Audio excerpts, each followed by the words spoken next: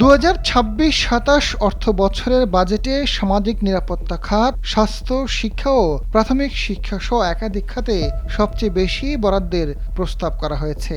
তবে বরাবরের মতো এবারও মেগা প্রকল্পগুলোতে তুলনামূলকভাবে বেশি বরাদ্দ রাখা হয়েছে।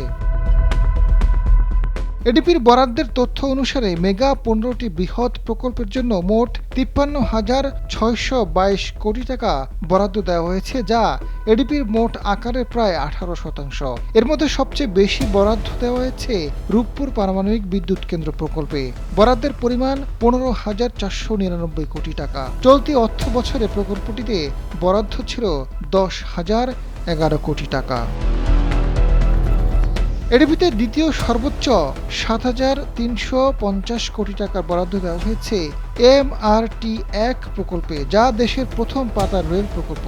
এ প্রকল্পে চলতি বছরে সংশোধিত বরাদ্দ ছিল মাত্র ৮০১ কোটি টাকা। আগামী ৩১শে ডিসেম্বরের মধ্যে নির্মাণ কাজ শেষ হওয়ার কথা রয়েছে দেশের প্রথম গভীর সমুদ্র বন্দর মাতারবাড়ি বন্দর উন্নয়ন প্রকল্পের। দ্রুত সময়ের মধ্যে প্রকল্পের সেবা উন্নয়নের জন্য বড় বরাদ্দ দিয়ে প্রকল্পের কাজ শেষ করতে চায় সরকার।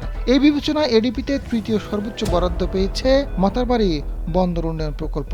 প্রকল্পটিতে আগামী অর্থ বছরের জন্য ৪,৮৩৯ কোটি টাকার বরাদ্দ রাখা হয়েছে, যা চলতি বছরের ১,০৭৮ কোটি টাকা বরাদ্দের চেয়ে ৪ গুণ বেশি। এডিবিতে চতুর্থ সর্বোচ্চ বরাদ্দ পেয়েছে হেমায়েতপুর থেকে ভাটারা পর্যন্ত রুট নিয়ে MRT লাইন ৫ উত্তর। পরিবহন যোগাযোগ সহজ করার উদ্দেশ্যে নেওয়া হয়েছে। আগামী অর্থ বছরের এডিবিতে প্রকল্পটিতে বরাদ্দ প্রায় ৫ গুণ করে ৩,৯১০ কোটি টাকা করা হয়েছে। চলতি অর্থ বছরে যা ছিল মাত্র ৮৬৩ কোটি টাকা।